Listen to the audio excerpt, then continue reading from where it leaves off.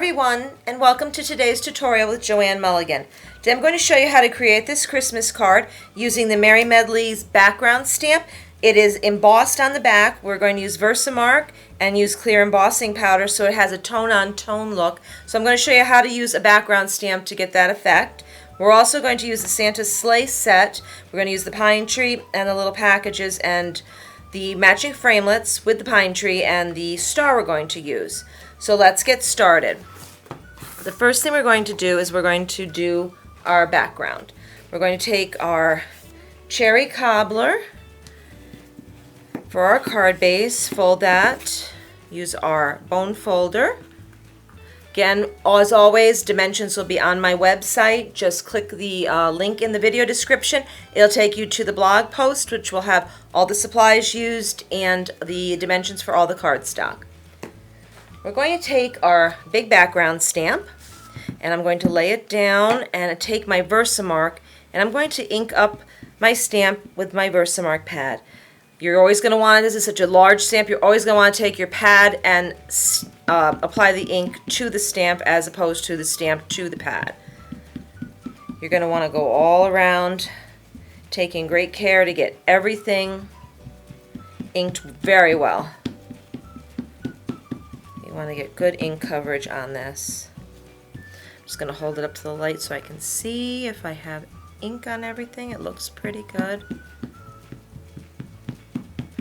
Okay, set that aside. I'm going to take my cardstock. What I'm going to do is, it's much easier, I find, to take my cardstock and lay it right on top of my stamp. I'm going to take a piece of scrap paper, put that over the top, and I'm going to rub all around. It's a lot easier getting it this way. You can get it centered nice rather than take the stamp and put it to your paper. You get better control this way. So I'm just going to go all around here and just make sure I hit all the spots. Okay, and hopefully we got them all.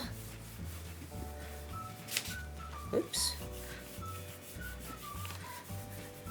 Okay, we'll take that up, and then we'll take it right off the top. And it looks like I got everything. We'll move that aside, take our scrap paper again, and I'm going to open it up, and lay that down, and take my clear embossing powder. I'm going to sprinkle it all around the whole thing. Make sure you get it everywhere, on every little part.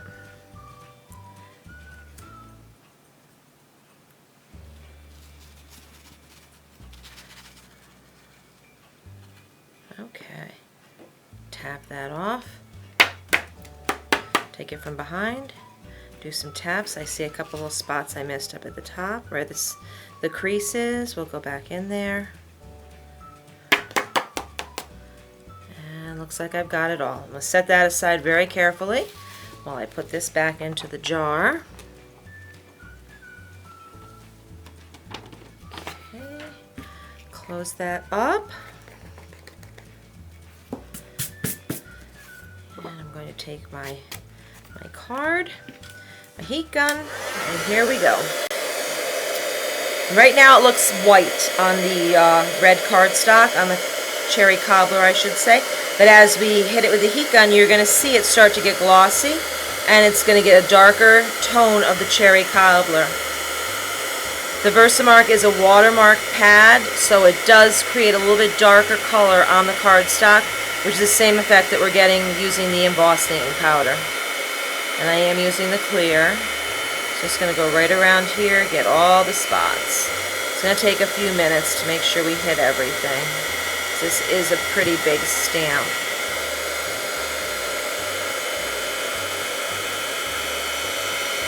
Right around the whole thing. You can see it turning nice and dark and glossy.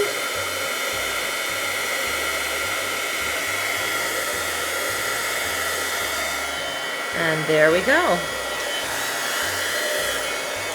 Perfect. And there is our background. So I'm going to set this right aside and let it cool for a little bit. We're going to take some scrap garden green We're going to do the same exact thing. We're going to ink up our stamp. We're going to stamp it. I'm not going to do that so that it wastes some time. But exact same thing. We're going to stamp in the Versamark, use the clear powder. Then we're going to cut it out with our Big Shots, so it's going to look like this. Same thing with our gold foil.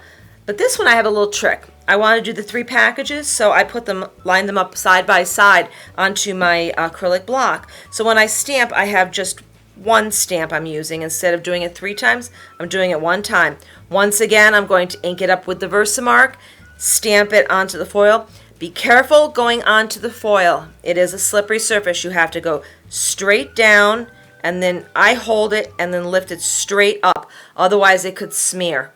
Same thing, sprinkle it with your powder, hit it with the heat gun so you get a nice glossy effect. Those you need to cut out by hand because there is not a coordinating one for the packages, but they're just nice little rectangles and squares, so we're just going to cut those out.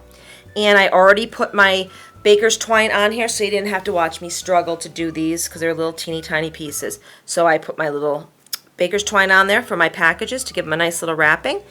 And I used my little star with a teeny little piece of gold glimmer paper that I had to cut out my star. So what I'm going to do is take a glue dot and I will attach my star right to the top of my Christmas tree. And then I'm going to take my Christmas tree. I already applied my dimensionals, so you didn't have to watch me do that as well. We can do this a little bit quicker so we can get right to the finishing touches on the card. And I'm going to put my tree right on the middle of my card. Same thing with these. I already applied the dimensionals to the back.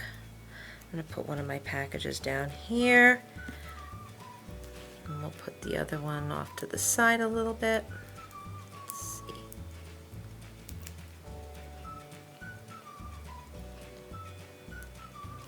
And finally my last one. Make sure I've got it on there well. We're going to put that right over here. So we have some packages under the tree. And there you go.